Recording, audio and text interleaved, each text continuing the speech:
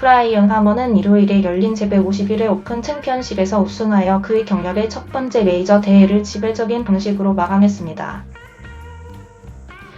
비에 젖은 로열 리버풀에서 모산이 바다처럼 쏟아지는 가운데 이 미국인은 호주의 제이슨 데이, 오스트리아의 셉 스트라카, 한국의 톰 키움, 스페인의 존 람보다 6타 앞서 미아 클라레 저그를 들어올리기 위한 폭풍우 같은 출발을 견뎌냈습니다.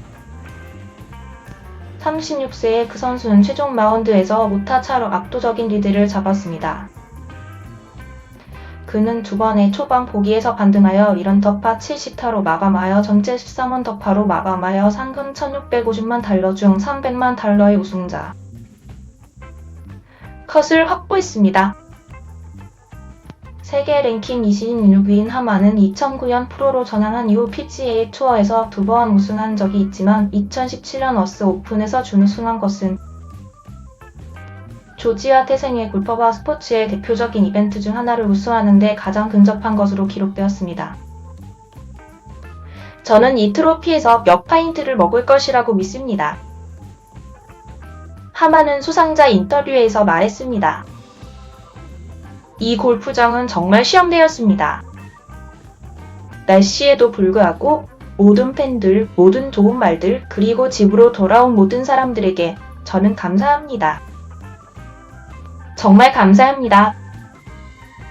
올해 네 번째이자 마지막 남자 메이저 우승은 브룩스 캡카가 세 번째 PGA 챔피언십을 확보하고 윈던 클라크가 어스 오픈에서 첫 번째 커리어 메이저를 차지한 후 미국인이 3연승을 거둔 것입니다.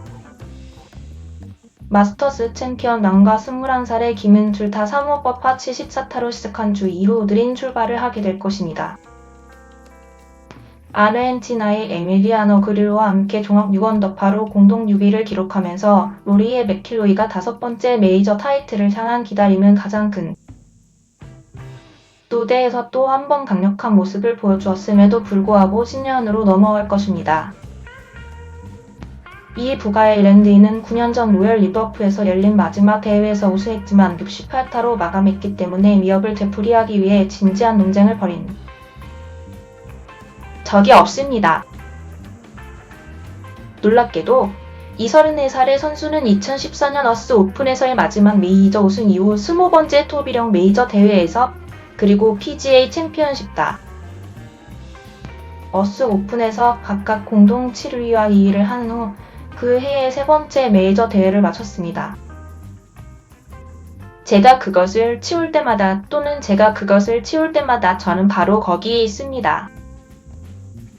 맥킬로이는 기자들에게 말했습니다. 저는 여기 앉아서 너무 좌절할 수 없습니다. 2016년에서 2019년 사이에 있었던 제 메이저 대회 성적을 생각해보면 그보다 훨씬 낫습니다. 저는 미래에 대해 낙관적이고 계속해서 노력해야 합니다.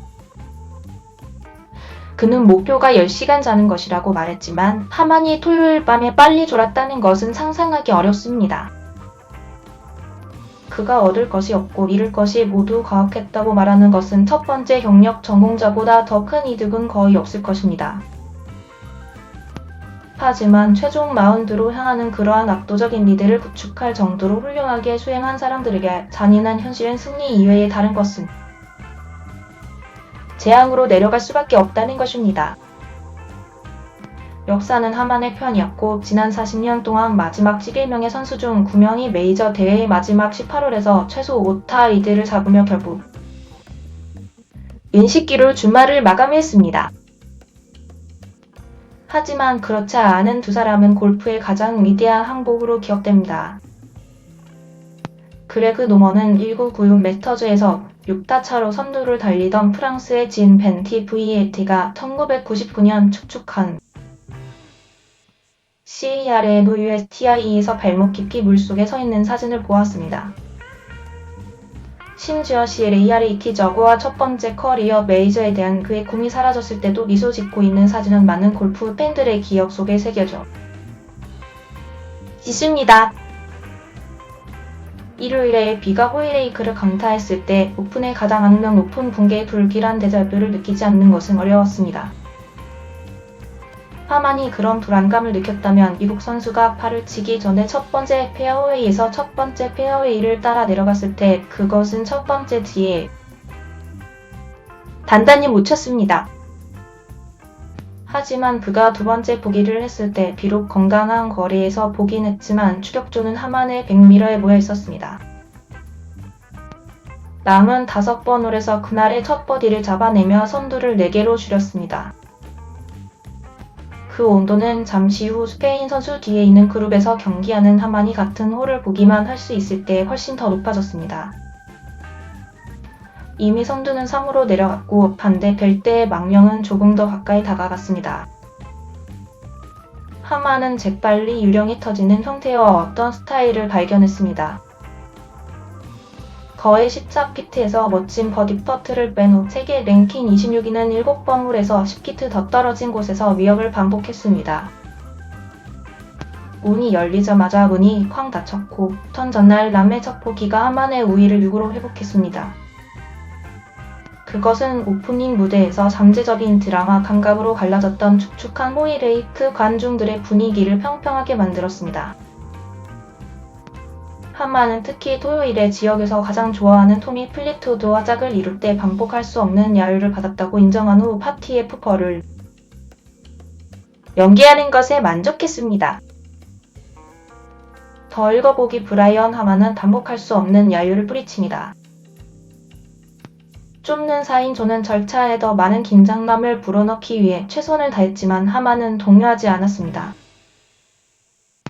13번 홀에서 보기로 5연속 파를 몰아치자 곧바로 버디로 코스를 수정했습니다. 잠재적으로 무서운 17번 홀파 3을 파로 가볍게 통과한 하만은 우산과 6타 쿠션을 마지막 티까지 들고 갔습니다. 그가 벙커를 찾았을 때도 그가 리버풀 관중들의 열광적인 환영에 모자를 기울이면서 페어웨이를 편안하게 산책할 수 있었습니다. 오후 내내 강철같은 집중력의 사진이었던 하만이 파워업 우승을 위해 집으로 굴러가기 전에 마침내 활짝 웃는 얼굴이 하만을 스쳤습니다.